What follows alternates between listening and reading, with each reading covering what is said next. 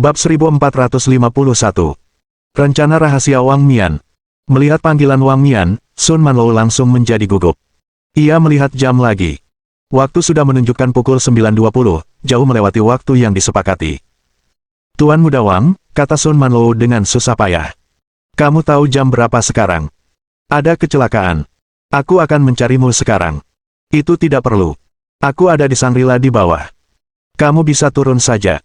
Mengerti? Batuk, batuk, batuk. Hah? Ada apa? Di telepon, Wang Mian tahu ada yang tidak beres. Dalam keadaan normal, Sun Manlou tidak akan berada dalam kondisi seperti ini. Aku bertemu dengan orang yang kejam dan jatuh cinta padanya. Kamu juga jatuh. Wang Mian terkejut. Dia tahu betul level Sun Manlou. Dia sudah mencapai level C, bahkan Wang Mian pun mungkin tak bisa mengalahkannya. Di tempat seperti Timur Laut, bagaimana mungkin dia bisa kalah dari orang lain? Ada berapa orang di sana? Hanya satu. Mendengar jawaban ini, Wang Mian semakin terkejut. Jantungnya tak kuasa menahan diri untuk berdetak lebih cepat. Dia menaklukkan Sun Manlou sendirian. Itu berarti dia setidaknya kelas C. Pihak lainnya adalah Tuan Muda. Wang Mian hendak bertanya ketika Lina tiba-tiba menghentikannya. Lihatlah pintu masuk hotel. Wang Mian menoleh dan matanya terbelalak saat melihat Lin Yi berjalan keluar dari hotel. Melihat Lin Yi di sini adalah sesuatu yang tidak pernah ia bayangkan. Tiba-tiba, dia mengerti apa yang sedang terjadi. Kecuali dia salah, Lin Yi seharusnya menjadi orang yang bertarung dengan Sun Manlou. Artinya, hanya dalam beberapa bulan, ia telah memperoleh kekuatan untuk mengalahkan Sun Manlou. Sungguh mengesankan. Turun dulu. Kita ketemu dan ngobrol. Aku akan turun sekarang. Wang Mian menutup telepon dan berkata kepada Lina. Apakah kamu sudah hafal nomor plat kendaraanmu? Hitam ***78. Suruh seseorang melacak pergerakan mobil ini nanti. Aku ingin tahu lokasi persisnya. Oke. Aku akan mengaturnya, kata Lena. Hampir pasti orang yang membuat masalah itu Lin Yi. Apa kita perlu menangani masalah ini? Tidak perlu terburu-buru. Kita tunggu saja Sun Manlou keluar dulu. Beberapa menit kemudian, Sun Manlou berlari keluar hotel dan masuk ke mobil Wang Mian. Apa yang terjadi? Kenapa lukamu begitu parah? Tanya Wang Mian. Kamu berkelahi dengan siapa? Namanya Lin Yi. Dia presiden Ling Yun Group. Sun Manlou menggertakkan giginya. Saya pikir dia hanya pengusaha biasa. Saya tidak menyangka dia begitu terampil. Dengan itu, Sun Manlou menatap Wang Mian. Tuan Muda Wang, apakah Anda kenal orang ini? Aku tidak mengenalnya, tapi aku pernah mendengar tentang grup Ling Yun. Tapi, dia cukup berani menyerangmu. Jawaban Wang Mian memungkinkan Sun Manlou memahami beberapa informasi. Lin Yi mungkin kaya, tetapi dia belum tentu punya kekuasaan. Dengan status keluarga Wang saat ini, fakta bahwa Wang Mian tidak mengenalnya secara pribadi berarti pengaruhnya di Huaxia terbatas. Dengan kata lain, koneksinya dalam birokrasi Huaxian terbatas. Oleh karena itu, Lin Yi nyaris tak bisa disebut Taipan, dan ia tidak bisa dianggap sebagai pengusaha yang didukung negara, sehingga ia tidak perlu terlalu takut. Namun, yang tidak diketahui Sun Manlou adalah bahwa ia telah ditipu oleh Wang Mian. Keluarga Wang dijatuhkan oleh Lin Yi, jadi bagaimana mungkin mereka tidak tahu siapa dia? Dia tidak hanya berani, tapi juga sangat terampil. Meski hatinya dipenuhi kebencian yang tak diinginkan, Sun Manlou harus mengakui bahwa Lin Yi memang sangat kuat. Dia bukan tandingannya. Di saat-saat terakhir, saudara laki-laki saya menodongkan pistol ke arahnya, tetapi ia berhasil menghindari peluru. Kekuatannya sangat jelas. Ini tidak ada hubungannya dengan kekuatan. Ini psikologi mikroekspresi, kata Wang Mian. Hanya saja ketika kalian menarik pelatuknya, dia bereaksi lebih dulu, yang memungkinkannya menghindari peluru. Lina dan aku bisa melakukan hal yang sama. Jika kalian menembaknya dari belakang, di tempat yang tidak bisa dilihatnya, dia tidak akan bisa menghindarinya. Wang Mian berbicara dengan tenang, seolah-olah dia sedang menceritakan suatu hal biasa. Bagaimana kata-katanya ditafsirkan adalah urusan Sun Manlou, dan itu tidak ada hubungannya dengan Wang Mian. Sun Manlou tiba-tiba mengerti. Jadi begitu. Sun Manlou, oh Sun Manlou. Wang Mian mendesah. Keluarga Wang telah mendukungmu selama bertahun-tahun, tetapi pada akhirnya, kau malah menjadi seperti ini. Selama ini, apakah kau hanya menindas yang lemah tetapi takut pada yang kuat? Mungkinkah sosok yang sedikit lebih kuat pun bisa menghancurkanmu? Apakah keluarga Wang menempatkanmu di Timur Laut hanya untuk pamer? Tidak. Jantung Sun Manlou berdebar kencang. Wang Mian tak diragukan lagi adalah penerus keluarga Wang di masa depan. Jika Sun Manlou tidak meninggalkan kesan baik padanya, status masa depannya akan terancam. Saat memikirkan hal ini, keringat dingin mengalir di dahi Sun Manlou. Setelah bertahun-tahun, ia telah memantapkan posisinya sebagai Raja Timur Laut. Namun, hanya dia yang tahu bagaimana semuanya berakhir seperti ini. Jika bukan karena dukungan keluarga Wang, mereka tidak akan pernah sampai ke titik ini. Jika keluarga Wang dapat mendukungnya dalam kenaikannya ke posisi ini, mereka memiliki kemampuan untuk menggantikannya. Apakah dia dapat mempertahankan posisi ini atau tidak, sepenuhnya bergantung pada seberapa bermanfaatnya dia. Baiklah, kau boleh pergi. Kau tidak harus ikut denganku malam ini, kata Wang Mian dingin. Tapi ini, keluar. Mengerti, Tuan Muda Wang. Sun Manlou membuka pintu mobil dan keluar. Ia tak berani tinggal lebih lama lagi. Di tengah angin dingin, ia memperhatikan kepergian Wang Mian. Tuan Muda, apakah Anda benar-benar ingin menyerang Lin Yi? Apakah Anda membutuhkan bantuan saya? Tanya Lina. Menyerang. Wang Mian tersenyum dan berkata, kapan aku bilang akan menyerang Lin Yi? Apakah kau akan menjebak Sun Manlou atas hal ini? Wang Mian mengangguk. Meskipun aku ingin membunuh Lin Yi, dia didukung oleh keluarga Liang, dan reputasinya di tingkat nasional sangat baik. Jika keluarga Wang diam-diam menyerangnya, kita tidak akan bisa lepas dari kesalahan. Keluarga Liang pasti akan menerkam kita nanti, jadi sebaiknya serahkan masalah ini pada Sun Manlou. Namun beberapa orang tahu tentang hubungannya dengan keluarga Wang. Memangnya kenapa kalau mereka melakukannya? Aku tidak memintanya. Dia sendiri yang mengambil inisiatif, kata Wang Mian.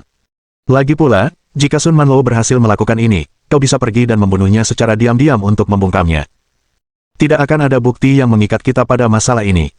Bahkan jika kau ingin menyalahkan keluarga Wang, mereka tidak akan bisa melakukannya. Tapi dengan kemampuan Sun Manlou, apakah dia benar-benar mampu membunuh Lin Yi? Aku ragu. Kita tidak bisa meremehkan kemampuan Lin Yi. Lina mengungkapkan kekhawatirannya. Mustahil. Lin Yi lawan yang mengagumkan. Dari segi kecerdasan, Sun Manlou jauh lebih rendah daripada Lin Yi, kata Wang Mian. Namun, selama dia bisa melumpuhkan Lin Yi di salah satu lengan dan kakinya, aku akan berhasil melampiaskan amarahku. Bab 1452. Inkontinensia dapat membunuh seorang pria. Ada masalah lain yang sangat jelas, tambah Lina. Kekuasaan di atas tidak masuk akal. Lina tepat sasaran. Inilah risiko utamanya. Masalah seperti ini tidak seperti kasus kriminal biasa. Kita butuh bukti yang kuat. Dalam ranah keamanan nasional, selama mereka mencurigai sesuatu seperti itu, mereka mungkin akan mengambil tindakan. Saya tahu itu, itulah sebabnya kami masih punya satu kartu lagi untuk dimainkan. Kami sudah memegangnya, dan jika keadaan semakin tak terkendali, kami akan memainkannya. Keluarga Liang pasti akan terluka, tambah Wang Mian. Alis Lina sedikit terangkat. Apakah ini tentang kehidupan pribadi Lin Yi? Meskipun hal semacam ini tidak jarang terjadi di kalangan orang kaya, akan berbeda jika hal ini terbongkar, kata Wang Mian. Wanita bernama Ji Qingyan itu tidak penting. Dia hanya seorang pengusaha kecil, tetapi Liang Ruoxu berbeda. Kakeknya adalah Liang Xianghe, ayahnya adalah Liang Chunxiao, dan ibunya adalah Shen Sui. Semua identitas ini jika digabungkan berarti membocorkan informasi ini akan berdampak besar. Ketika saatnya tiba, keluarga Liang tidak akan bisa bersuara sedikitpun. Setelah mengantar Wang Mian pergi, Sun Manlou tidak lagi tinggal di hotel. Ia malah pergi ke rumah sakit. Namun, karena pengaruh Lin Yi, mereka tidak pergi ke rumah sakit afiliasi kedua, melainkan pergi ke rumah sakit afiliasi pertama. Kedua rumah sakit tersebut memiliki standar yang sama, jadi tidak masalah di mana mereka berobat. Dokter, bagaimana keadaannya? Tanya Sun Manlou. Tidak ada masalah besar. Otot dan sarafmu sudah dijahit. Kamu harus lebih banyak berolahraga di masa mendatang agar tidak tegang. Kalau sampai itu terjadi, kamu akan mendapat masalah besar. Oke. Saat semuanya selesai ditangani, hari sudah larut malam. Luka Sun Manjia tidak serius, jadi ia tidak perlu dirawat di rumah sakit. Namun, mereka berdua tidak pergi. Malah, mereka pergi ke bangsal departemen bedah plastik. Zhou Tianjing yang terluka ada di sini. Selain itu, ada lebih dari 20 orang di bangsal, semuanya berkumpul di sini. Bos. Melihat Sun Manlou masuk, semua orang menyapanya serempak. Sun Manlou mengangguk. Zheng tua, tinggallah sebentar. Kalian bisa pergi dulu. Orang-orang di bangsal pergi satu demi satu, hanya meninggalkan bos Feng Tian, Zheng Kunpeng. Bagaimana kabar Pak Tua Zhou? Dia cacat, kata Zheng Kunpeng. Tapi dengan penampilannya saat ini, tidak ada bedanya antara cacat dan operasi plastik. Dia bahkan bilang sebelumnya kalau dia berencana pergi ke Rania Selatan untuk operasi plastik beberapa hari lagi. Ini menunjukkan bahwa Zhou Tianjing baik-baik saja. Kalau tidak, Zheng Kunpeng tidak akan mengobrol dan bercanda seperti ini. Bos, sekarang sudah begini, apakah kita akan membiarkan masalah ini begitu saja? Zhou Tianjing dan Zheng Kunpeng sama-sama tahu bahwa Lin Yi bukanlah orang yang bisa diremehkan. Mereka tidak akan keberatan tunduk pada seseorang selevel ini. Namun, setelah bertahun-tahun menjadi tiran lokal, mereka tidak bisa menerima hal seperti itu terjadi secara tiba-tiba. Namun, mereka punya firasat samar bahwa Sun Manlou tidak ingin menyerah dalam masalah ini. Zheng tua, atur beberapa orang untuk mencari kesempatan membunuhnya. Kau harus menemukan orang yang kejam. Lebih baik kalau dia penjahat. Begitu kata-kata itu diucapkan, ketiga orang yang tersisa membelalakkan mata mereka. Saudaraku, apakah kita benar-benar akan melakukan ini? Sun Manjia sedikit gugup. Lin Yi adalah presiden grup Ling Yun dan status sosialnya sangat tinggi. Kalau kita begini, kita bisa kena masalah. Meskipun dia baru saja menembak Lin Yi, dia tidak punya pilihan. Meski begitu, dia hanya berani menembak kakinya. Sekarang, Big Brother benar-benar ingin membunuhnya. Ini akan menjadi masalah yang berbeda. Jangan khawatir, dia hanya seorang pengusaha. Itu bukan masalah besar. Ketika kecelakaan tadi terjadi, Sun Manlou sedikit ragu. Perkataan Wang Mian menegaskan pikirannya. Ini bukan hanya untuk membalas dendam tetapi juga kesempatan bagus untuk pamer di depan keluarga Wang. Meskipun Ling Yun Group cukup terkenal, namun belum menjadi raksasa industri. Bahkan jika dia membunuh Lin Yi, dia bisa memikirkan cara untuk lolos begitu saja. Setidaknya, keluarga Wang bisa membantunya menyelesaikan masalah ini. Ia tidak perlu khawatir sama sekali. Bos, jika Anda benar-benar ingin melakukan ini, saya akan pergi dan mengaturnya, kata Zheng Kunpeng. Berdasarkan harga pasar saat ini, 1 juta yuan seharusnya bisa menutupinya. Bisakah kamu menemukan seseorang sekarang? Anak buahku ada di Fengtian. Aku akan menelepon dan meminta mereka datang malam ini. Mereka bisa tiba di Bingcheng besok pagi. Petik 2. Kita tidak butuh terlalu banyak orang. 2 orang saja sudah cukup. Beri mereka masing-masing 1 juta yuan dan suruh mereka mengerjakannya dengan bersih. Saya mengerti. Saya akan mengaturnya sekarang. Setelah meninggalkan hotel, Lin Yi masuk ke mobil An Ning dan mereka bertiga pergi ke klub malam. Kedua gadis itu tidak bertanya mengapa Lin Yi pergi ke Shangri-La. Karena ini adalah pertama kalinya dia berada di klub malam, Li Sijin merasa sedikit tidak nyaman, tetapi setelah minum beberapa koktail, dia mulai terbiasa. Terutama karena Lin Yi ada di sini sehingga dia merasa tenang dan nyaman. Dia juga diam-diam terkejut dengan pengeluaran di klub malam itu. Mereka tidak berbuat banyak, tetapi 10.000 yuan hangus begitu saja, setara dengan 4 bulan gajinya. Mereka bertiga minum sampai larut malam. Lalu, mereka meninggalkan klub malam. Awalnya, An Ning bersiap pulang, tetapi dia ditarik ke hotel oleh Li Sijin. Setelah menghabiskan beberapa hari bersama, hubungan mereka menjadi jauh lebih hangat. Mereka bahkan sepakat untuk bermain ski bersama keesokan harinya. Keesokan paginya, mereka bertiga pergi ke institut bersama. An Ning dan Li Sijin mengatur pekerjaan lanjutan sebelum berkendara ke resort ski. Kalau tidak salah, ini seharusnya pertama kalinya kalian berdua datang ke timur laut, kan? Tanya An Ning dalam perjalanan ke resort ski. Ya, dan ini pertama kalinya aku melihat salju, kata Li Sijin dengan kerinduan di hatinya. Aku bahkan tidak ingin pergi. Kalau begitu, aku akan memastikan kamu bersenang-senang hari ini. Membosankan hanya melihat salju. Bermain ski jauh lebih menyenangkan. Tapi aku tidak tahu caranya. Aku pernah melihat tempat ini di Douyin sebelumnya. Ada seluncuran salju di dekat sini. Aku akan bermain di sana saja. Tak masalah kalau kamu nggak bisa main ski. Aku akan mengajarimu. Pasti lebih seru daripada pakai perosotan. Hehe, terima kasih, Suster An Ning. Li Sijin menoleh ke arah Lin Yi. Kakak Lin, kamu bisa main ski. Seperti kamu, aku juga pendatang baru di sini. Aku belum pernah lihat salju sebelumnya. Di mata orang lain, Lin Yi sangat kaya dan seharusnya melihat segalanya untuk dilihat. Namun pada kenyataannya, Lin Yi tidak banyak bicara. Namun, ia tidak segembira Li Sijin karena ia telah menyaksikan banyak hal kejam, sehingga hal-hal tersebut jarang merangsangnya secara mental. Sama seperti orang miskin yang tidak mampu membeli KFC karena mereka tidak punya uang. Namun, setelah mereka dewasa dan punya uang, mereka tidak mau makan lagi. Prinsipnya sama saja. Dengan kakak Lin di sisiku, aku tidak akan takut mempermalukan diriku sendiri, kata Li Sijin sambil tersenyum. Biarkan dia di sini, aku akan mengajarimu sendiri, kata An Ning dengan nada meremehkan. Biarkan dia bermain di perosotan salju. Apa maksudnya ini? Bukankah ini seksisme? Bukan itu maksudku, aku hanya tidak ingin membawamu, kata An Ning dengan bangga. Itu cuma main ski, kan? Meskipun aku belum pernah mencobanya, aku bisa mempelajarinya dengan cepat.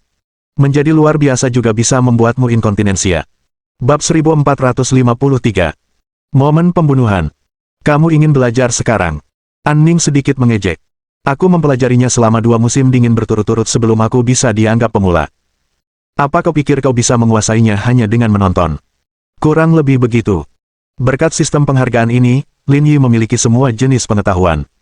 Ski tentu saja tidak terkecuali. Hanya saja ia belum pernah mempraktikkannya. Sudahlah, berhenti menyombongkan diri. Kalau kamu bisa belajar ski hanya dengan sekali lihat, aku pasti akan terkesan.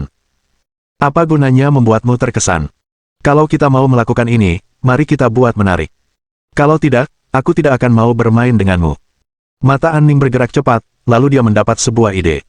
Kalau begitu, ayo kita lakukan. Bukankah kau bilang kau akan mendapatkannya hanya dengan sekali lihat? Kalau sudah siap, ayo kita balapan. Pemenangnya akan memasukkan segenggam salju ke dalam pakaian yang kalah. Bagaimana menurutmu? Li Sijin. Saudari An-Ning, bukankah ini agak berlebihan?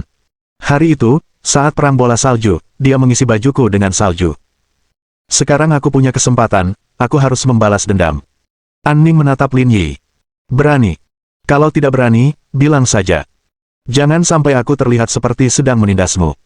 Mengapa aku tidak berani, kata Lin Yi sambil mengemudi. Tapi aku ingin tahu, apakah segenggam salju ini akan ditumpuk di lantai atas atau bawah? An-Ning ragu sejenak, bagaimana kalau segenggam di atas dan segenggam di bawah? Li Sijin tercengang. Apakah dia harus begitu kejam?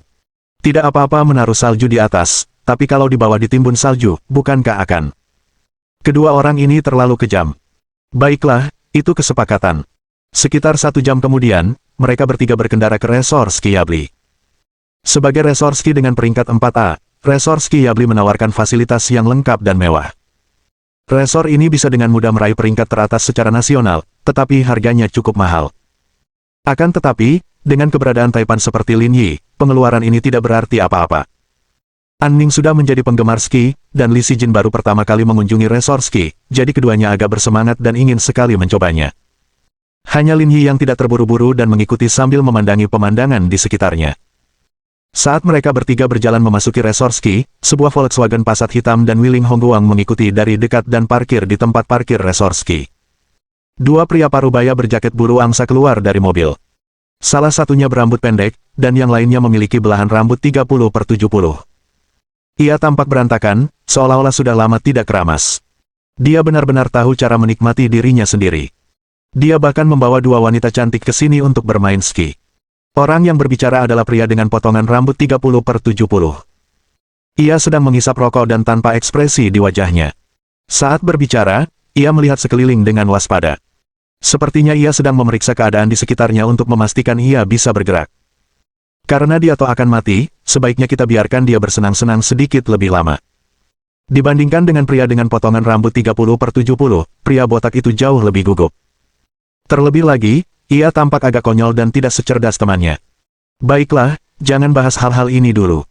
Jangan melihat-lihat dengan gugup. Pria berpostur 30/70 itu menginjak puntung rokok di tangannya dan berkata, "Masukkan barang-barangnya dulu ke mobil. Ayo kita masuk dan periksa. Kalau kita bisa menemukan titik buta yang memadai, kita akan bergerak hari ini. Kalau tidak menemukan peluang yang cocok, kita coba lagi lain hari." Baiklah. Setelah mengambil keputusan, mereka berdua mengikuti Lin Yi ke area pemandangan. Mereka bertingkah seperti turis biasa dan tidak menarik perhatian siapapun. Saat ini, Lin Yi dan 2 orang lainnya sudah menyewa pakaian salju. Mereka belum pernah memakai pakaian seperti itu sebelumnya, dan Li Sijin merasa sangat terhibur. Ia bahkan mengambil beberapa foto dengan ponselnya. Selain itu, An-Ning sangat perhatian. Ia membelikan Li Sijin sebuah boneka kura-kura besar beserta 4 boneka kecil. Boneka yang lebih besar diletakkan di bawah pantatnya, dan 4 boneka kecil diletakkan di persendiannya agar ia tidak merasa sakit jika terjatuh. "Ayo, Sijin. Aku akan mengajarimu bermain ski." Li Sijin mengangguk senang. "Aku benar-benar tidak bisa bermain ski.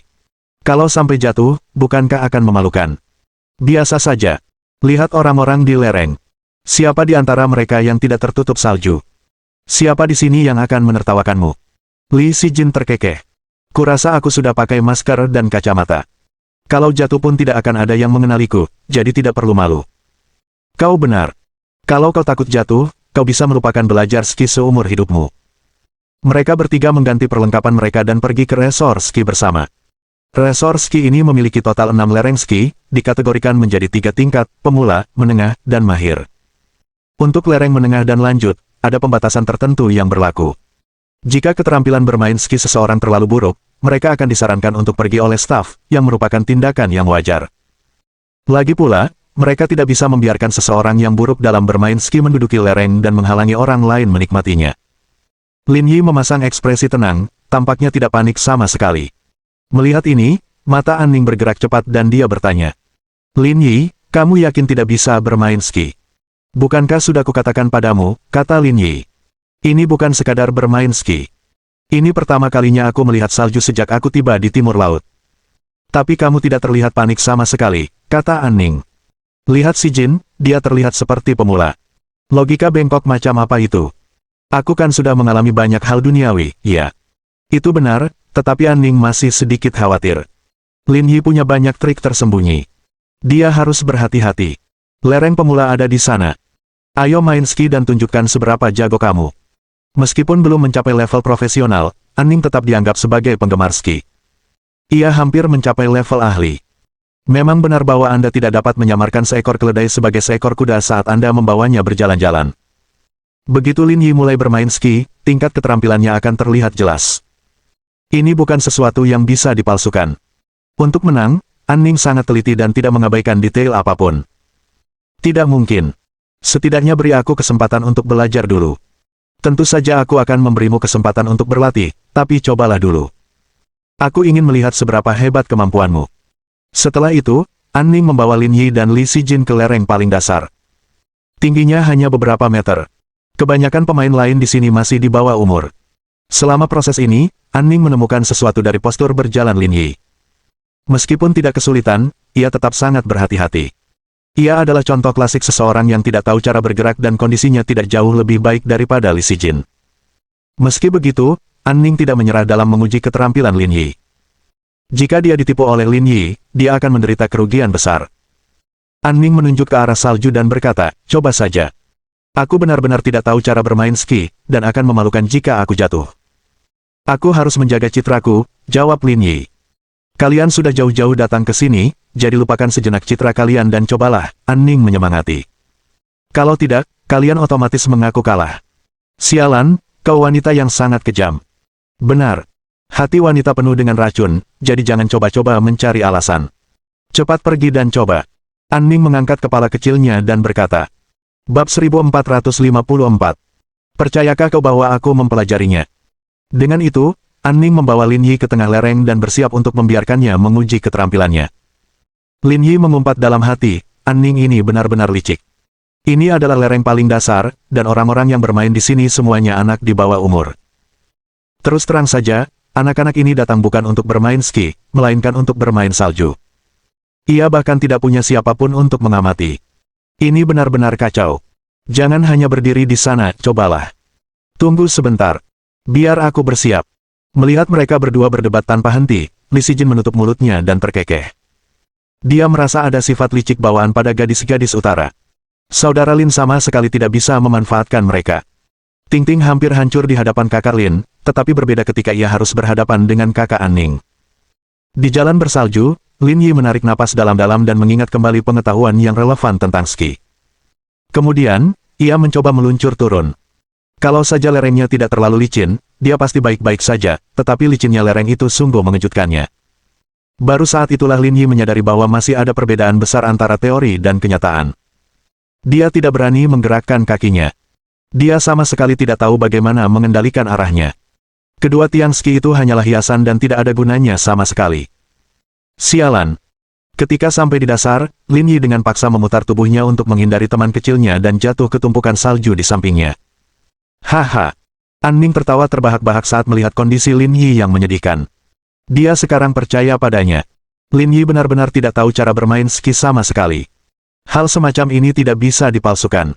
Tidak diragukan lagi, dia masih pemula. Dia tidak akan kesulitan mengalahkannya.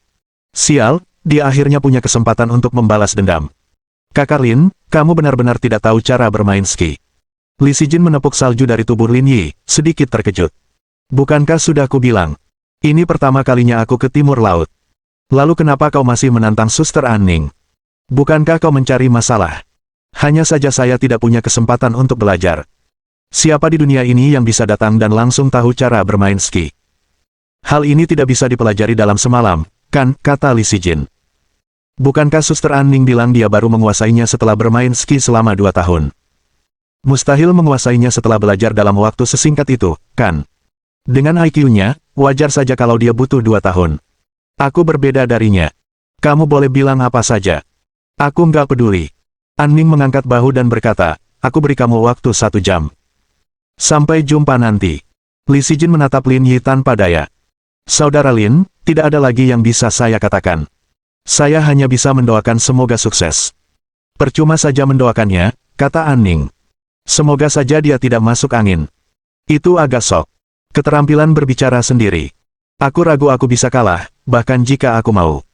Ayolah, meskipun kau pamer, kau harus punya harga diri dan memberi dirimu keleluasaan. Aku sudah tahu tingkat kemampuanmu, tidak mungkin kau bisa mengalahkanku, kata Anning sambil menyiapkan perlengkapannya.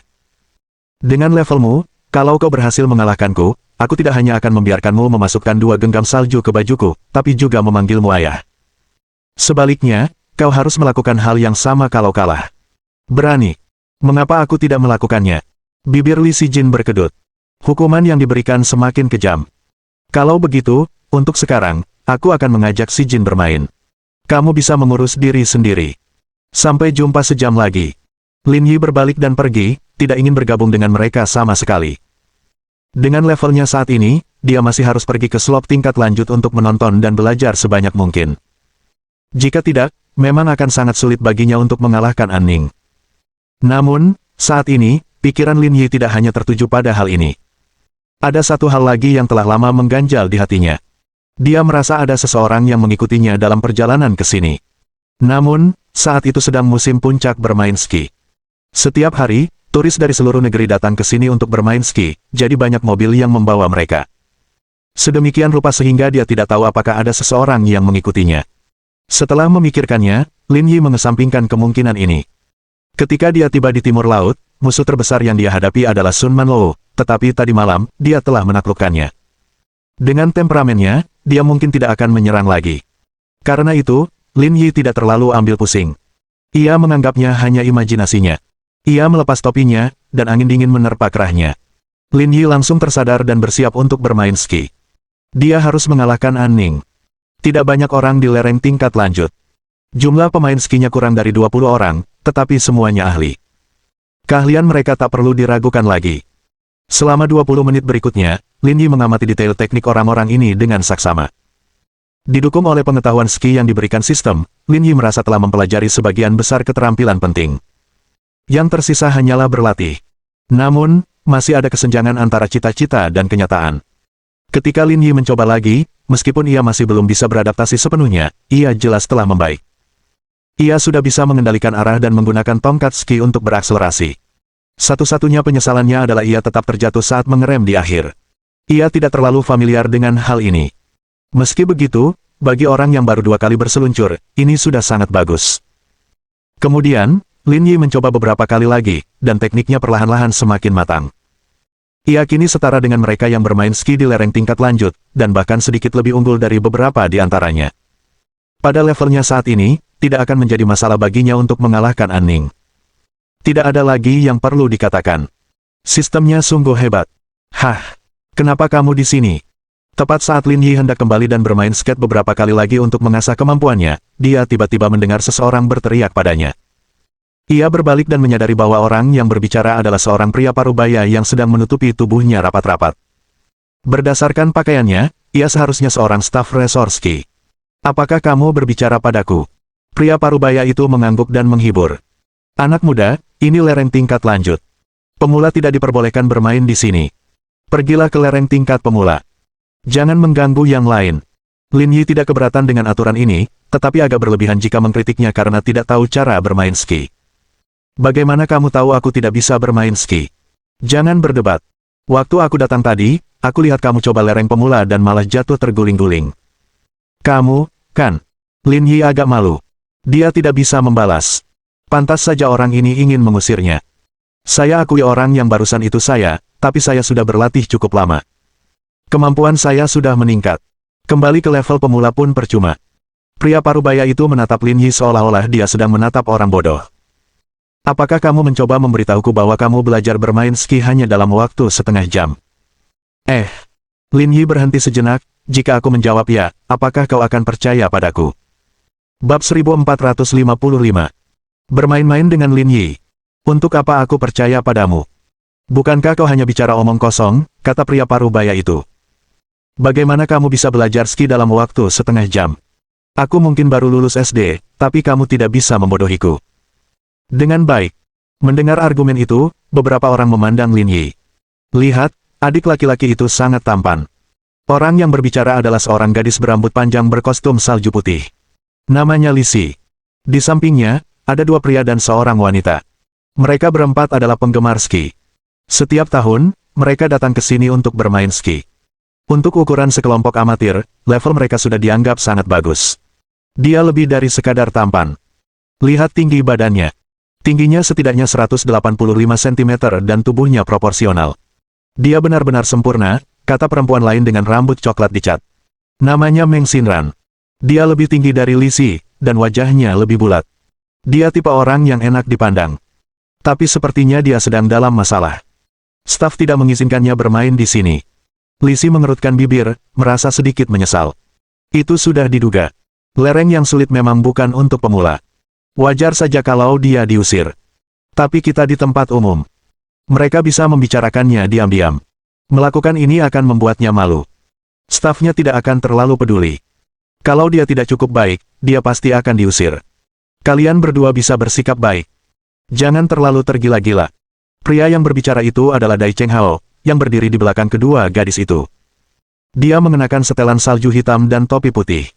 Penampilannya lumayan, tapi dia tidak bisa dibandingkan dengan Lin Yi. Tidak ada yang bisa menahan diri ketika melihat adik laki-laki yang tampan. Ini perilaku yang normal, kata Lisi. Tampan itu tidak ada gunanya, kau tidak bisa hidup dari penampilanmu. Kalau dia tidak jago main ski, dia pasti akan dikeluarkan. Tinggal di sini hanya akan menjadi penghalang dan memengaruhi pengalaman bermain ski orang lain, kata Dai Cheng Hao acuh tak acuh sambil menatap Lin Yi dengan sedikit rasa jijik di matanya.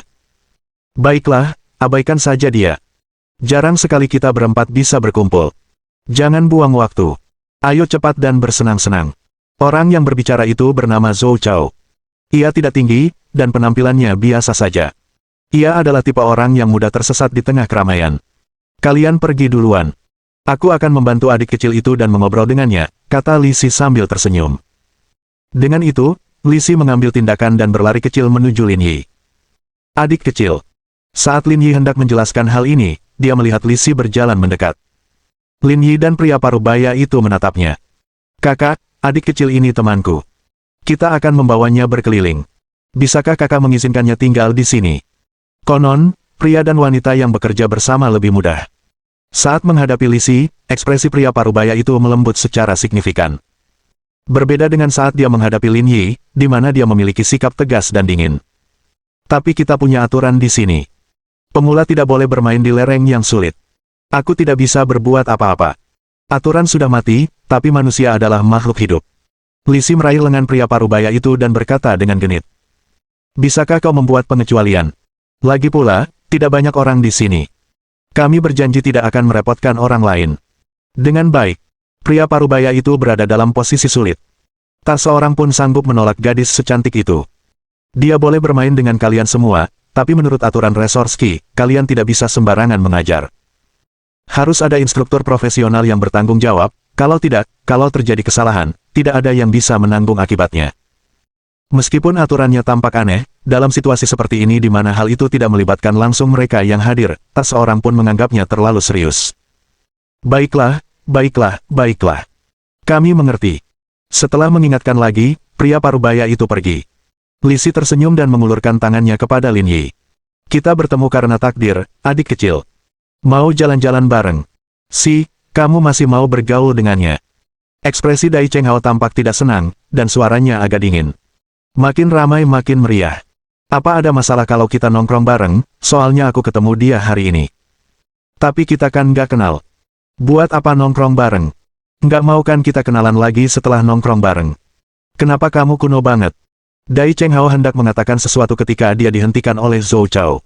Jangan bicara dulu. Nanti malah jadi bumerang. Dai Cheng Hao bingung, apa maksudmu? Tidak nyaman bagiku untuk memberitahumu sekarang. Aku akan memberitahumu nanti, kata Zhou Chao. Si kecil bertekad untuk membawanya. Kau tak perlu menghentikannya. Membawa seorang pemula untuk bermain mungkin kesempatanmu.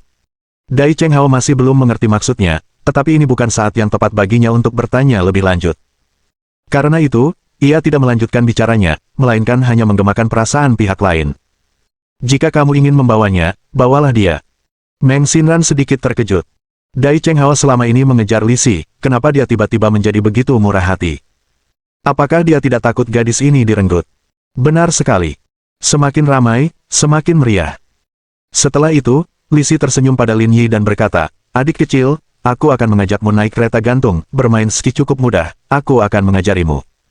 Lin Yi. Apakah dia benar-benar mengira dia seorang pemula? Meski begitu, Lin Yi tidak mengatakan apa-apa. Lagi pula, dia telah membantunya. Lin Yi dan kedua gadis itu naik ke kereta gantung.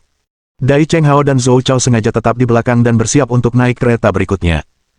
Zhou tua, apa maksudmu tadi? Kenapa kau tidak membiarkanku menghentikan si kecil? Aku akan bilang padamu, daripada menghalanginya seperti ini, lebih baik biarkan dia pergi sendiri, ujar Zhou Chao dengan tenang. Hah, apa maksudmu? Dia masih pemula, jadi kemampuan skinya jelas payah. Kalau sudah waktunya, kamu bisa mengajukan diri untuk mengajarinya ski, lalu manfaatkan kesempatan itu untuk sedikit mempermalukannya. Kira-kira apa hasilnya nanti? Kau tidak bilang. Itu ide yang bagus. Mata Dai Cheng Hao berbinar. Lumayan, nak. Kamu bahkan memikirkan ini. Lumayan, lumayan. Itulah mengapa kamu harus strategis dalam segala hal. Kalau tidak, kamu tidak akan bisa merayu seorang gadis. Kau benar. Kami akan melakukan apa yang kau katakan, tambah Dai Cheng Hao. Sialan, aku akan menghajarnya sampai mati hari ini. Benar sekali. Trik adalah sesuatu yang diwariskan dari nenek moyang kita. Kita tidak akan pernah melupakannya, kata Zhou Chao. Dan lihat orang itu, dia sangat tidak tahu apa-apa dan bodoh. Aku yakin dia orang yang berpikiran sederhana. Dengan kecerdasanmu, aku merasa kau bisa mempermainkannya sampai mati, tambah Zhou Chao. Bukankah itu sudah jelas? Apa kau tidak tahu siapa aku, Dai Cheng Hao? Tak lama kemudian, kereta gantung mencapai puncak lereng. Mereka berlima keluar dari kereta gantung masing-masing. Li Si dan Meng Xinran dengan bersemangat membawa Lin Yi ke tempat yang agak terpencil agar mereka tidak diganggu. Adik kecil, kemampuan kami lumayan. Kami akan mengajarimu, kata Lin Si antusias. Dan bermain ski itu mudah. Jangan takut. Li Si dan aku bisa mengajarimu secara langsung, kata Meng Xinran sambil mengedipkan mata. Jenis pengajaran di mana kita mencakup segalanya. Bab 1456. Pukulan bagi ego. Terima kasih. Li Si, Xinran, izinkan aku mengajarinya, kata Dai Cheng Hao sambil tersenyum. Saya yang ngajarin kalian berdua. Kalau saya yang ngajarin dia, hasilnya pasti lebih bagus. Tidak perlu, aku akan melakukannya. Li Si memanggil Lin Yi ke sini karena ingin mendekatinya dan merayunya. Tentu saja, dia tidak ingin memberikan kesempatan ini kepada Dai Cheng Hao. Tapi kalian tahu cara bermain ski sendiri. Kalau kalian tidak punya pengalaman mengajar orang lain, kalian akan mudah terluka, jelas Dai Cheng Hao ramah. Aku akan mengajarinya dasar-dasarnya dulu, lalu kalian berdua bisa bergabung setelahnya. Ini akan lebih efektif. Saudara Hao tahu apa yang dia bicarakan, kata Zhou Chao. Apakah kamu lupa betapa parahnya kamu terjatuh saat belajar bermain ski? Dengan baik.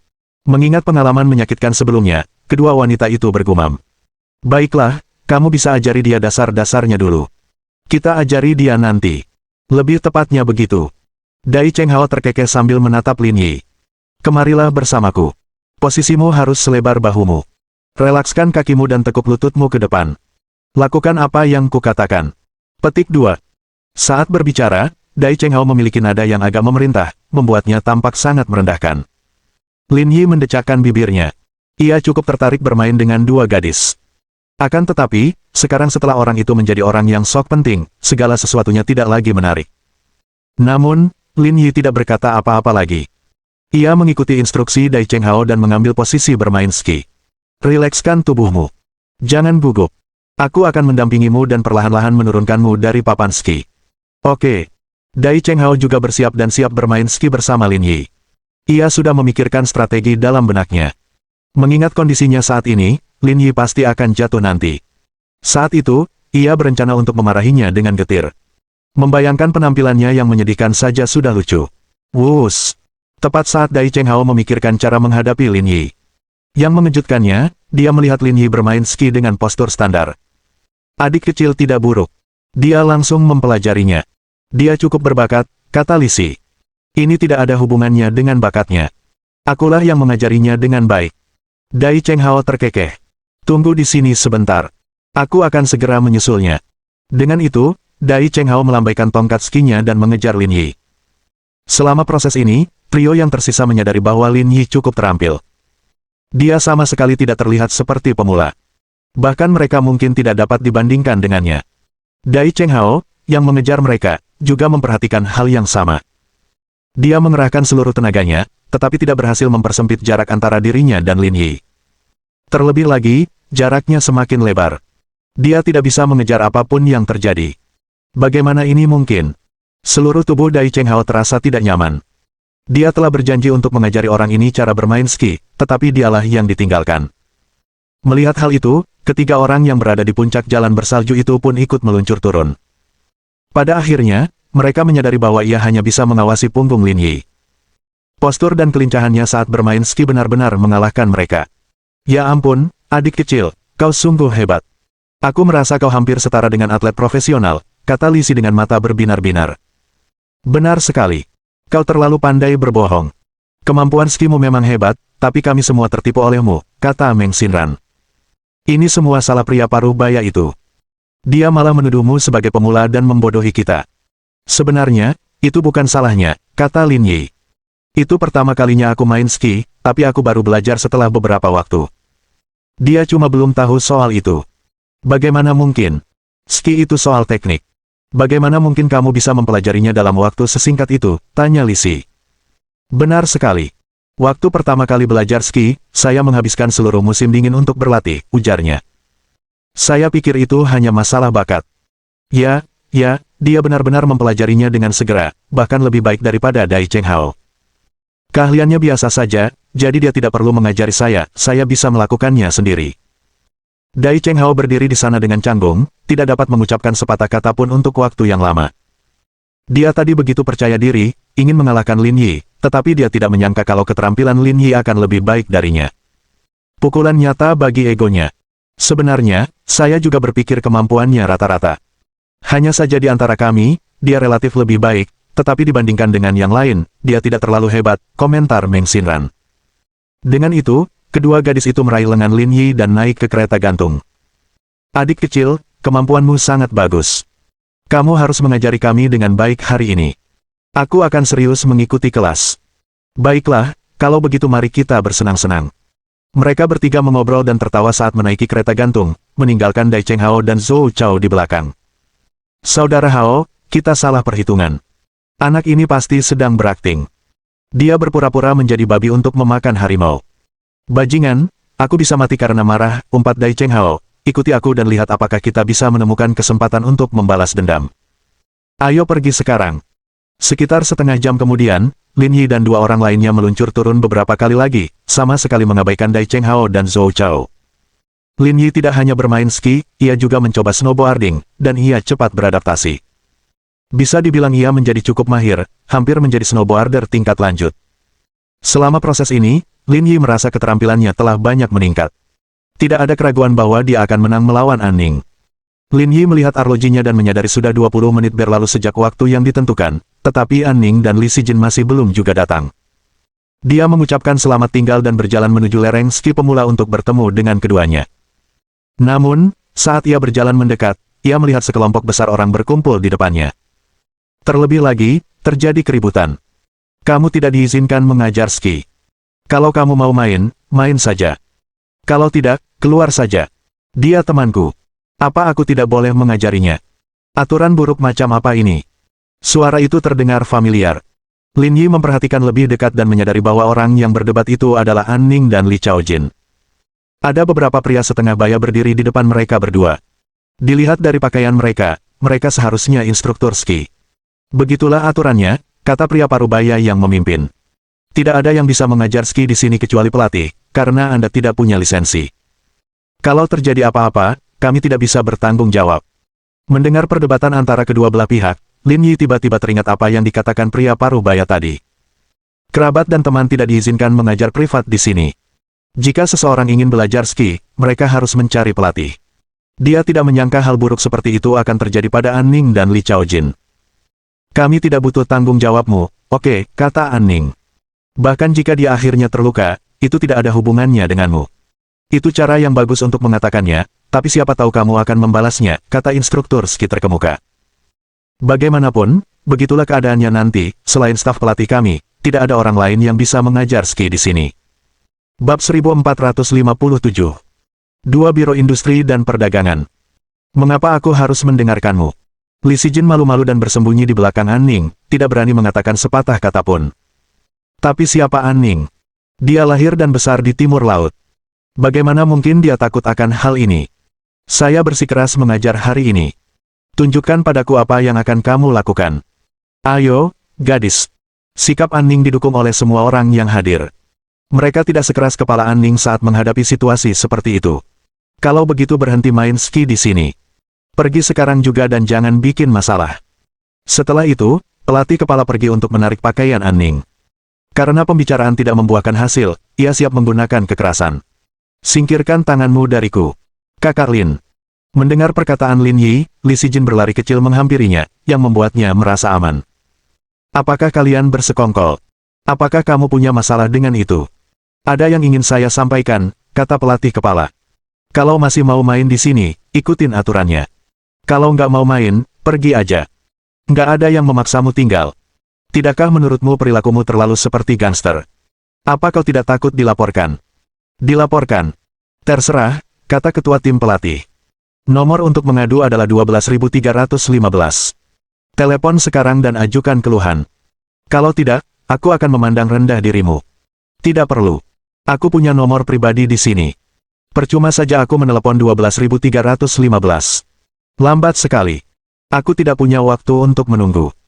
Dengan itu, Lin Yi menemukan seseorang bernama Wang Zunian di teleponnya dan bersiap untuk menelepon. Sekretaris Wang. Ini tidak ada hubungannya dengan bisnis perusahaan kami.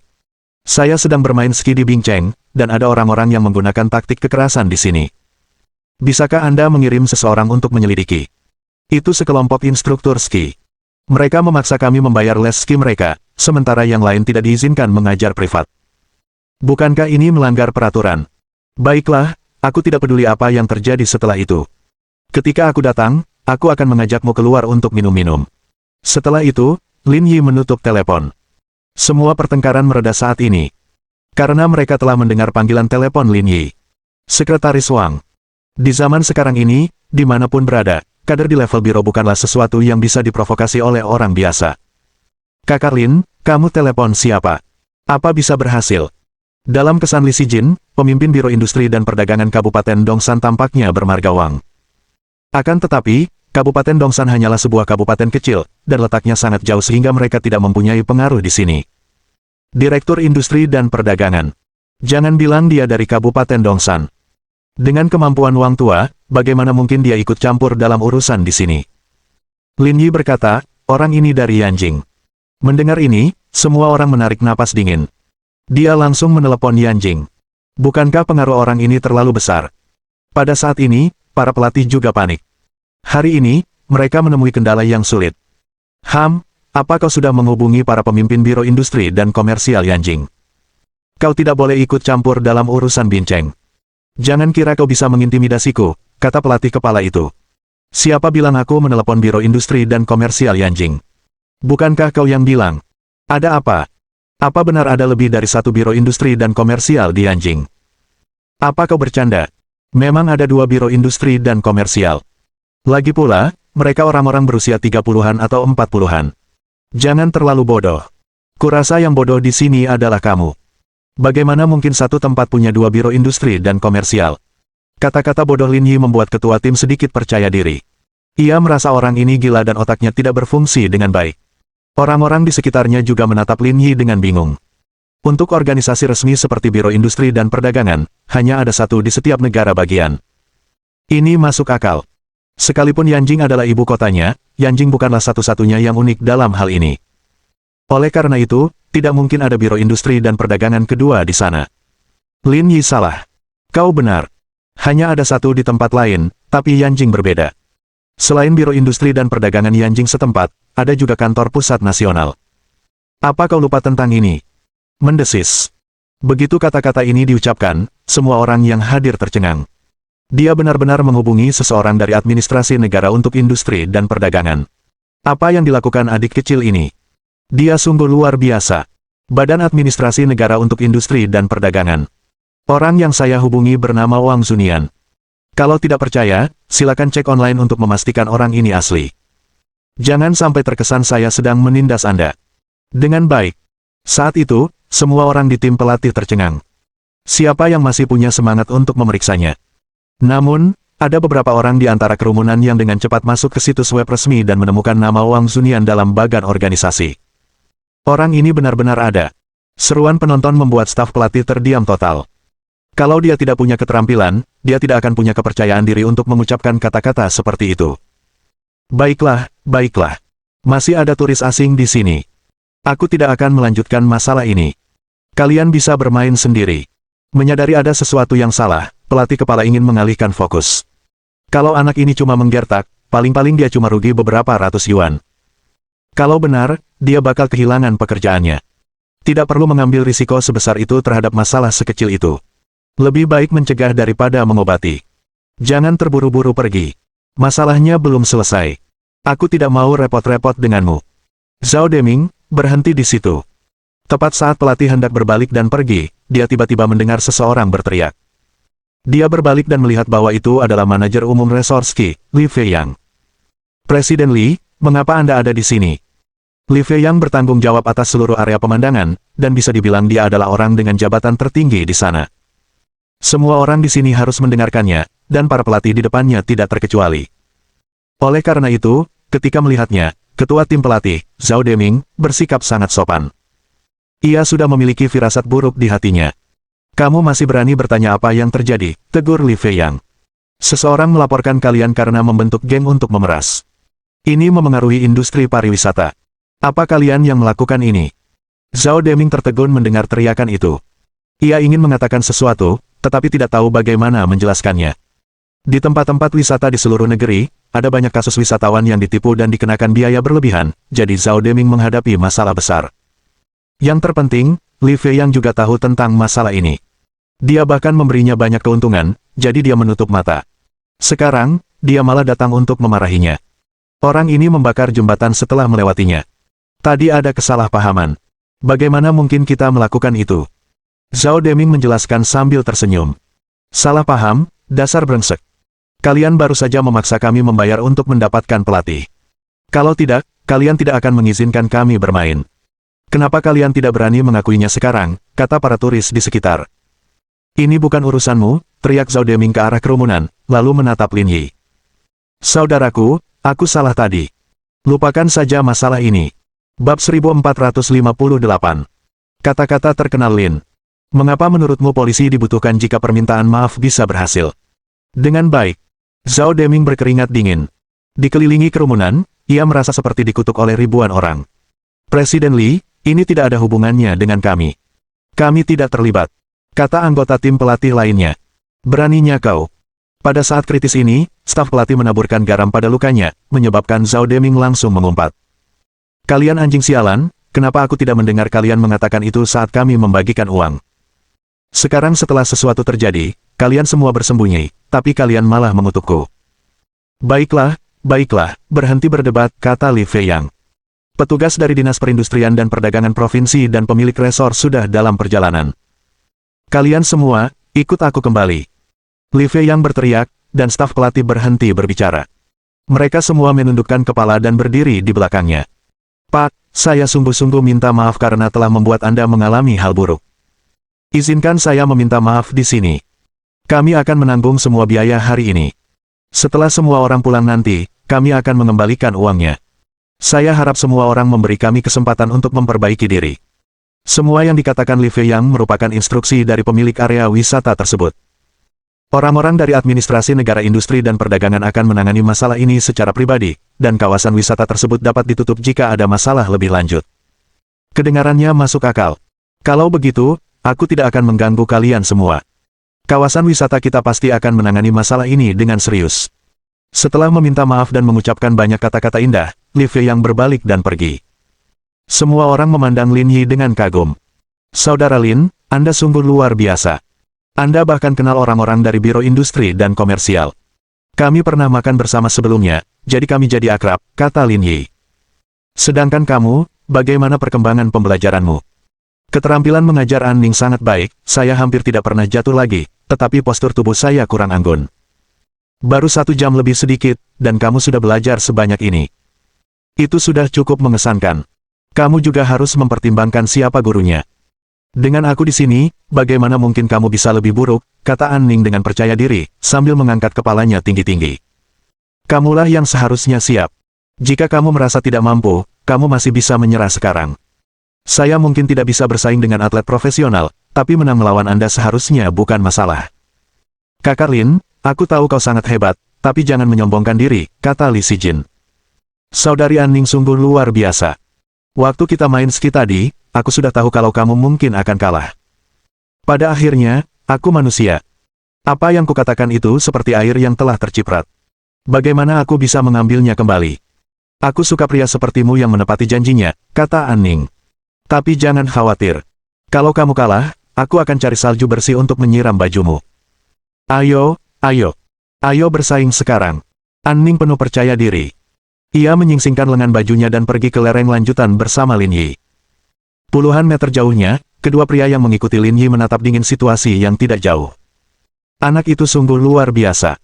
Kurasa dia sudah menemukan seseorang dari pemerintah untuk menangani masalah ini, kata pria botak itu.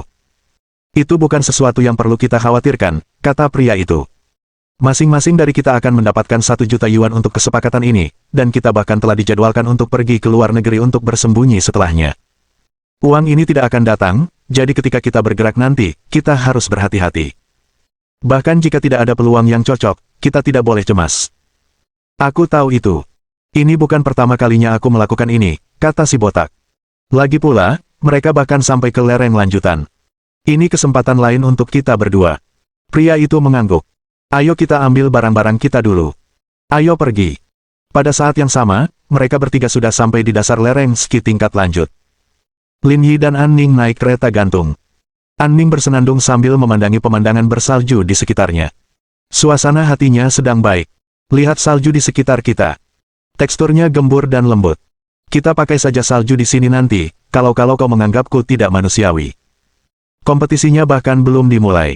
Kamu membuatnya terdengar seperti kamu sudah menang. Hanya saja tidak ada ketegangan sama sekali. Kau jelas bukan tandinganku, jadi terima saja takdirmu. Apa terburu-buru?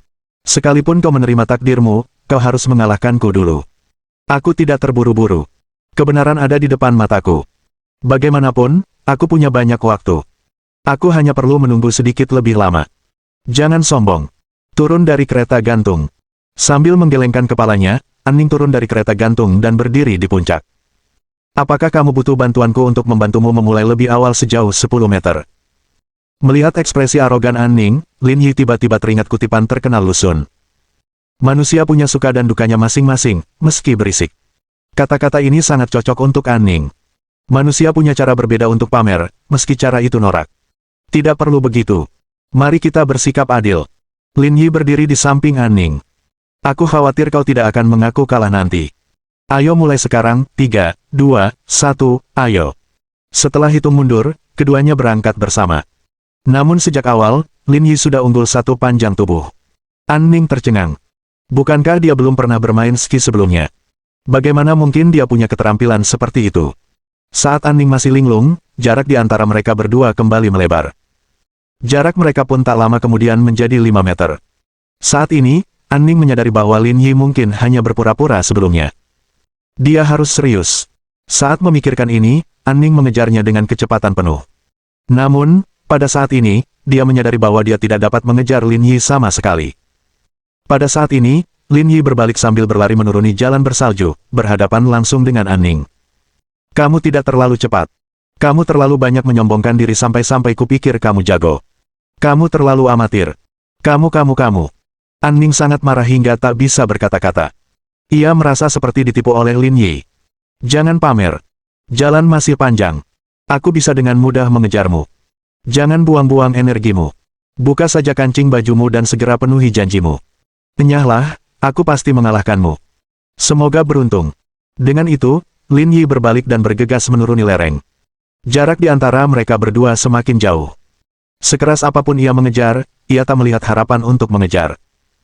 Dalam waktu kurang dari 2 menit, Lin Yi telah bergegas ke ujung lereng sementara An Ning tertinggal lebih dari 10 meter di belakang. Li Sijin, yang menunggu di dasar lereng, membelalakkan mata indahnya. Kakak Lin, bagaimana kalian bisa sampai di sini duluan? Dia terlalu lemah. Kau benar-benar menipuku, kata An Ning dengan marah.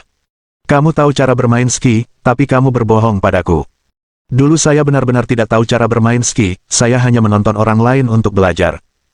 Bab 1459. Trik An Ning. Bagaimana mungkin, kata An Ning. Siapa yang belajar ski setelah menonton sebentar? Kau cuma menipuku. Bagaimana aku bisa menipumu, kata Lin Yi. Bukankah kamu menguji kemampuanku saat kamu datang ke sini tadi? Dengan baik. An Ning terdiam. Ia juga sedikit bingung. Dia telah menyaksikan sendiri kemampuan bermain ski Lin Yi. Dia benar-benar pemula. Bagaimana mungkin dia bisa menguasai ski hanya dalam waktu 1 jam lebih? Dia telah bermain ski selama lebih dari 2 tahun, tetapi dia tidak dapat dibandingkan dengannya. Saudari An Ning, hasilnya sudah jelas. Tak ada gunanya mengatakan semua ini, kata Li Sijin lembut. Dan tidak memalukan kalah dari saudara Lin. Aku sudah mengenalnya begitu lama, tapi aku belum pernah melihatnya kalah. Kamu berpihak pada siapa? Beraninya kamu membelanya? Li Sijin terkekeh. Aku di pihak kebenaran. Tadi aku kurang siap dan meremehkanmu. Ayo kita bertanding lagi. Entah itu memasukkan salju ke dalam pakaiannya atau memanggil Lin Yi, ayah, An Ning tidak bisa menerimanya. Ia harus memikirkan cara untuk mengalahkannya. Aku tidak keberatan berkompetisi lagi. Tapi, taruhannya akan berlipat ganda, melibatkan 2 genggam salju dan 2 teriakan, Dedi. Seharusnya ini tidak masalah, kan, baiklah. An Ning berkata dengan serius. Selama dia bisa menang kali ini, dia pasti bisa menebus taruhan terakhirnya. Melihat mereka berdua berjalan menuju kereta gantung lagi, Li Sijin menggelengkan kepalanya tanpa daya dan bergumam pada dirinya sendiri. Saudari An Ning masih belum mengerti saudara Lin. Kalau dia bisa dikalahkan semudah itu, namanya pasti bukan Lin Yi. Lihat, salju di luar cukup bersih. Aku akan mengikuti saranmu dan datang ke sini untuk mengumpulkan salju, kata Lin Yi. Aku penasaran gimana rasanya bajumu kemasukan salju. Kabari aku kalau kamu sudah selesai merasakannya. An Ning memutar matanya ke arahnya. Aku tidak menganggapmu serius tadi, jadi kau meninggalkanku saat kita pertama kali mulai. Aku pasti tidak akan melakukannya lagi. Lin Yi meletakkan tangannya di belakang kepalanya dan tersenyum memandangi pemandangan di luar jendela. Kurasa lebih baik kau hentikan perjuangan sia-sia ini. Sebaliknya, pikirkan posisi apa yang kau inginkan saat memanggilku ayah. Enyahlah, 1/11 akan mencekikmu sampai mati. Tepat saat mereka berdua asyik bermain-main di kereta gantung, sekitar 50 meter jauhnya, pria botak dan pria 30/70 telah tiba di posisi yang dituju. Namun, mereka berdua tidak tinggal bersama. Jarak di antara mereka sekitar 50 meter, yang berarti mereka membentuk segitiga dengan Lin Yi. Mereka berdua sangat profesional. Mereka tidak menaruh telur dalam satu keranjang. Siapapun yang punya celah akan menyerang. Mereka tidak ingin memberi Lin Yi kesempatan untuk bertahan hidup. Kereta gantung mereka akan segera tiba. Bagaimana kabarmu? Pria itu berbicara pelan melalui walkie-talkie. Aku tidak punya lowongan. Aku menunggu. Bagaimana denganmu? Aku juga, kata pria 30/70 itu. Kalau kali ini kita tidak menemukan kesempatan, kita akan menyerang lain kali. Kita harus membunuhnya dengan 1 tembakan. Jangan tembak kalau kau tidak yakin. Aku tahu. Setelah beberapa patah kata sederhana, tak satu pun dari mereka berkata apa-apa lagi. Mereka mengarahkan senjata ke kereta gantung tempat Lin Yi berada, menunggu kesempatan. Tak lama kemudian, keduanya sampai di puncak lereng. Apakah kamu siap, kata Lin Yi. Baiklah, kita bisa mulai kapan saja. Ayo mulai sekarang, 3, 2, 1, ayo. Setelah hitungan mundur berakhir, An Ning segera bergegas keluar. Namun, Lin Yi tidak bergerak. Ia malah menunggu beberapa detik sebelum berangkat. An Ning juga menyadari bahwa Lin Yi sengaja bersikap lunak padanya. Namun, ia tidak mengatakan apa-apa. Bagaimana kompetisi itu berlangsung bukanlah hal yang penting. Hasil akhirnya adalah hal terpenting. Asalkan dia menang di ronde kedua, dia bisa menebus kekalahannya di ronde pertama. Dia tidak akan bertanding ulang dengan Lin Yi setelah itu, kalau-kalau dia kalah lagi. Dengan begitu, dia pasti menang. Kamu sudah bermain ski selama 2 tahun, tapi hanya ini yang bisa kamu lakukan. Tepat saat An Ning tengah merasa puas, dia tiba-tiba mendengar suara dari samping. Dia tiba-tiba berbalik dan menyadari bahwa orang yang berbicara adalah Lin Yi. Bagaimana kamu bisa secepat itu? Aku hanya pandai dalam hal ini. Lin Yi terkekeh. Aku akan menunggumu memenuhi janjimu. Jangan membuatku menunggu terlalu lama. Lin Yi melaju kencang dan menyalip An Ning dalam sekejap mata, tidak memberinya kesempatan sama sekali. Berdiri di bawah lereng, Li Sijin sama sekali tidak terkejut melihat Lin Yi bergegas turun terlebih dahulu. Dengan kemampuan saudara Lin, An Ning tidak akan pernah bisa mengalahkannya. Tak lama kemudian, An Ning mengikutinya turun. Namun, ekspresinya kurang baik, dan ia tampak seperti terong beku. Aku menuruti permintaanmu dan bertanding lagi. Lagi pula, aku bahkan memberimu keunggulan 3 detik. Pada akhirnya, kau tetap kalah. Kau tidak punya apa-apa lagi untuk dikatakan, kan? Apakah kamu benar-benar belajar bermain ski dalam 1 jam terakhir? Tanya An Ning dengan curiga. Apa lagi? Kamu pikir aku tidak tahu cara melakukannya sebelumnya, kan? Kamu belajar terlalu cepat. Apakah kamu lupa bahwa aku berbicara 8 bahasa? Dengan pengingat Lin Yi, An Ning tiba-tiba menyadari bahwa pria ini sama sekali bukan orang biasa. Kalau tidak, dia tidak akan belajar begitu banyak bahasa asing. Oleh karena itu, sebenarnya mungkin saja ia telah belajar bermain ski hanya dalam waktu lebih dari 1 jam. Akan tetapi, jika memang begitu, dia sudah kalah sejak awal. An Ning benar-benar ingin menamparkan dirinya sendiri. Kalau dia mau main ski, ya sudahlah. Kenapa dia harus bertarung melawannya? Jika janji ini terpenuhi, dia tidak akan dipermalukan sepenuhnya. Tiba-tiba, Aiming melihat seseorang bermain papan luncur salju, menuruni lereng dengan kecepatan tinggi, dan matanya berbinar. Dia juga ahli dalam bermain snowboard, tetapi Lin Yi belum pernah mencobanya. Jika dia menantangnya bermain snowboard, dia yakin dia bisa menang. Kenapa kamu masih berdiri di sana? Aku tahu kamu kalah 2 ronde, tapi sudah waktunya untuk memenuhi janjimu. Hanya 2 putaran, kenapa kamu terburu-buru? Tanya An Ning. Ayo lebih sopan. Kita akan lakukan 3 dari 5.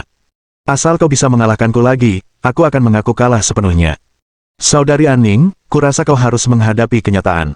Karena keadaan sudah begini, berhentilah berjuang. Saudara Lin sudah mengalahkanmu 2 kali berturut-turut. Itu sudah cukup untuk membuktikan bahwa kaulah pemenangnya. Tadi kita lagi lomba ski. Kali ini, kita coba snowboarding. Berselancar salju. Benar. Snowboarding juga olahraga salju. Jangan bilang kau kurang akal sehat sedikit saja, kata An Ning dengan angkuh. Kamu tidak membicarakan hal ini sebelumnya. Kenapa membahasnya? Banyak sekali orang yang bermain snowboard di lereng. Seharusnya kamu bisa melihatnya, kata Aiming. Ayo kita sewa 2 papan seluncur salju sekarang, pergi ke sana, dan berkompetisi sedikit. Terbaik dari 5. Jika kau bisa mengalahkanku sekali lagi, aku, An Ning, pasti akan menepati janjiku. Apa kamu yakin? Tentu saja. Lagi pula, aku sudah 20-an. Kenapa aku harus mengingkari janjiku? Si Jin, catat kata-katanya agar dia tidak bisa menarik kembali ucapannya nanti, aku ingin bukti yang jelas. Baiklah. Apa kau benar-benar pikir aku takut padamu? Baiklah, mari kita mulai. Dia mengeluarkan ponselnya dan bertanya pada An Ning, Kakak An Ning, apakah kamu yakin? Tentu saja aku yakin. An Ning meluruskan ekspresinya dan berkata, kompetisi antara Lin Yi dan aku akan menjadi yang terbaik dari 5. Jika aku kalah 1 ronde lagi, aku akan memenuhi janjiku dan tidak akan mengingkari janjiku. Bab 1460. Mati tanpa penyesalan. Baiklah, aku juga sudah merekam videonya. Ayo kita sewa papan seluncur saljunya sekarang. Kalau kali ini kau masih bisa mengalahkanku, aku tidak akan berdebat lagi. Kedengarannya baik, tetapi rencana kecil An Ning cukup kejam. Lin Yi belum pernah bermain snowboard sebelumnya. Sekarang, ia diminta menyewa papan dan langsung bertanding.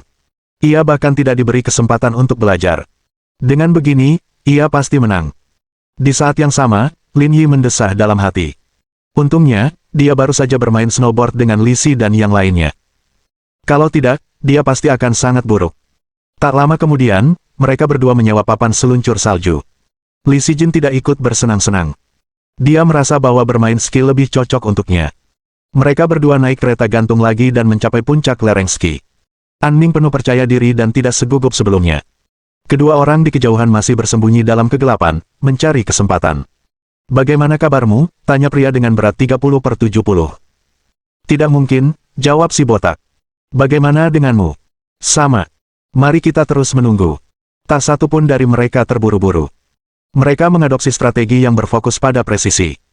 Jika dia tidak dapat menemukan kesempatan, dia tidak akan bergerak, meskipun itu berarti membuang-buang waktu seharian. Pada saat yang sama, Lin Yi dan An Ning telah mencapai puncak lereng ski. "Kamu tahu cara memasang papan seluncur salju?" "Butuh bantuanku?" tanya An Ning sambil tersenyum. "Tidak perlu." Lin Yi meletakkan papan seluncur salju di kakinya. "Aku siap." "Baiklah, 3, 2, 1, mulai." Atas perintah An Ning, mereka berdua berangkat bersama. An Ning mengira dia bisa memimpin dan Lin Yi akan jatuh ke tanah, tetapi dia terkejut saat mengetahui bahwa Lin Yi benar-benar telah menerjang di depannya lagi. An Ning tercengang lagi. Dia tidak bisa menerima hasil seperti itu. Dia belum pernah bermain papan luncur salju sebelumnya, jadi bagaimana dia bisa secepat itu? Meskipun Lin Yi tidak terlalu mahir bermain snowboard, ia jelas lebih baik daripada An Ning. Sama seperti 2 kali sebelumnya, ia memimpin hingga akhir. Lin Yi adalah orang pertama yang berpacu turun. Li Sijin menghela napas. "Kenapa kau harus melakukan ini?" Tak lama kemudian, mereka berdua sampai di sisi Li Sijin. "Kenapa kamu bisa main snowboard?" "Kupikir kamu belum pernah main snowboard sebelumnya," tanya An Ning. "Siapa bilang aku belum pernah melakukannya sebelumnya," kata Lin Yi. "Ketika saya berada di lereng ski tingkat lanjut, saya mencoba bermain snowboarding untuk sementara waktu, jadi saya mempelajarinya saat itu." "Bagaimana itu mungkin? Kurasa ini bukan saatnya membicarakan ini. Sudah waktunya kau memenuhi janjimu." Lin Yi melambaikan tangannya. "Sijin, tunjukkan buktinya pada Suster An Ning." Wajah An Ning memerah. Ia tidak tahu apakah itu karena malu atau karena angin yang begitu dingin. "Aku tidak butuh pengingatmu," kata An Ning dengan canggung. "Kalau begitu, ayo pergi. Ada tempat di lereng ski yang saljunya cukup bersih. Ayo kita ke sana. Kakak Lin, kamu boleh pergi dengan kakak An Ning." Li Sijin membawa skinya dan berkata, "Aku tidak akan ikut-ikutan hal yang tidak pantas seperti itu." "Kenapa terburu-buru? Bincang bersalju di mana-mana. Bukankah seharusnya kamu memanfaatkan kesempatan bagus ini?" Karena tidak bisa melakukannya dengan cara yang sulit, An Ning memutuskan untuk bersikap baik. Ia bahkan mengedipkan mata genit pada Lin Yi. "Ayo kita kembali dulu dan cari tempat yang sepi. Kamu kalah di 3 ronde. Itu 3 genggam salju. Sekalipun aku menyia-nyiakan 1 kesempatan, aku masih punya 2 kesempatan lagi untuk digunakan sekarang." "Tidak apa-apa. Seorang Ning. Sepertinya kau mencoba membunuhku." Lin Yi memberi isyarat mengundang. "Ayo pergi, Nona An." Kereta gantungnya sudah siap. Dengan ekspresi dingin, An Ning dengan enggan mengikuti Lin Yi ke kereta gantung. Akan tetapi, dia masih berpikir tentang bagaimana cara mengingkari janjinya. Di kereta gantung, Lin Yi mengeluarkan ponselnya dan duduk di samping An Ning. Keduanya muncul di layar bersamaan. "Nona An, kita hampir sampai tujuan, ada yang ingin Anda sampaikan sekarang." "Aku akan membunuhmu." An Ning menutupi wajahnya dengan kedua tangannya, terlalu malu untuk menghadapi siapapun. "Kurasa kau hanya ingin membunuhku. Jangan bilang begitu. Bukankah kamu yang bertaruh?" "Ya, tapi bagaimana aku tahu kalau aku akan kalah," kata An Ning. "Lagi pula, aku orang yang baik sekali. Kalaupun kamu kalah, aku tidak akan memaksamu memenuhi taruhan. Aku tidak menyangka kamu begitu kejam. Apa kamu tidak takut aku akan dilarikan ke rumah sakit?" Ada benarnya juga. "Kita kesampingkan dulu taruhan ini," kata Lin Yi. "Kita nggak ada taruhan lagi, iya. Kalau aku kalah, aku harus panggil ibu. Kalau ibu kalah, ibu harus panggil aku ayah. Kurasa kita bisa mulai sekarang." "Aku cuma bercanda. Siapa sih yang manggil cowok begitu?" An Ning begitu fokus pada taruhannya hingga dia tidak menyadari bahwa Lin Yi tidak menyelesaikan kalimatnya. Adapun Lin Yi, dia tidak lagi berminat untuk memperhatikan apakah An Ning akan memenuhi taruhannya atau tidak. Karena pada layar di tangannya, dia melihat sesuatu di kejauhan yang sepertinya sedang membidik ke arahnya. "Dor!" Lin Yi berseru. Pada saat yang sama, suara tembakan yang memekakkan telinga terdengar. Dengan suhu yang sangat panas, ia menembus es dan salju yang dingin, menembus jendela berwarna di kereta gantung, dan langsung menuju Lin Yi. Namun, Setengah detik setelah tembakan, Lin Yi mencengkeram kera Anning dan jatuh ke tanah. Semua. Lin Yi menjerit saat peluru menyerempet bahunya sebelum mengenai jendela lainnya. Kali ini pelurunya memiliki kekuatan yang lebih besar dibanding saat ia ditembak sebelumnya. Meski hanya menggoresnya, ia meninggalkan bercak kabur di bahunya yang berukuran kira-kira sebesar telapak tangan. Sialan. Ayo pergi. Melihat dia tidak membunuh Lin Yi dengan satu tembakan, pria itu mengutuk. Roger Tat. Di dalam kereta gantung, Lin Yi terbaring di atas tubuh Anning. Darah merah cerah memercik ke wajahnya. Anning tercengang. Matanya terbelalak, dan dia terdiam. Bagi seorang gadis dari keluarga biasa, pemandangan seperti ini sungguh tak terduga. Debaran di hatinya tak bisa tenang. Lin Yi. Jangan takut, kamu tidak akan mati, Sensasi terbakar itu tak tertahankan bahkan bagi Lin Yi. Pada saat ini, Anning akhirnya tersadar. Ia berbalik dan membantu Lin Yi berdiri, sambil berteriak putus asa. Jangan panik, aku belum akan mati. Lin Yi menggigitnya. Telepon polisi dulu dan kunci seluruh taman. Aku akan urus sisanya. Oke. Aku akan menelepon polisi sekarang. Dengan gemetar, Anning menghubungi nomor 110 dan memberitahu mereka tentang situasi tersebut, meminta mereka untuk mengirimkan seseorang sesegera mungkin. Lin Yi meminta Anning untuk menelepon polisi. Ia tidak terlalu berharap mereka bisa menangkap pelakunya. Dia hanya tidak ingin masalah ini meledak. Bagaimanapun, itu adalah insiden penembakan, dan jika meningkat, dampaknya bisa sangat negatif. Buho, Lin Yi, Buho, maaf, seharusnya aku tidak membawamu ke sini, Buho. Lin Yi. Rasanya aku tak tahan lagi. Kebetulan, sekarang tidak ada orang di sekitar. Biarkan aku bersenang-senang, lalu aku bisa mati tanpa penyesalan. Mohon dukungan dari omom ante-ante sekalian, buat subscribe atau sharekan novel Mimin ke Facebook kalian, agar channel Mimin bisa terus berkembang. Dengan begitu, Mimin bisa lebih semangat untuk up novel seru lain ke depannya. Buat teman-teman yang sudah subscribe dan sharekan novel Mimin, Mimin ucapkan terima kasih sebanyak-banyaknya.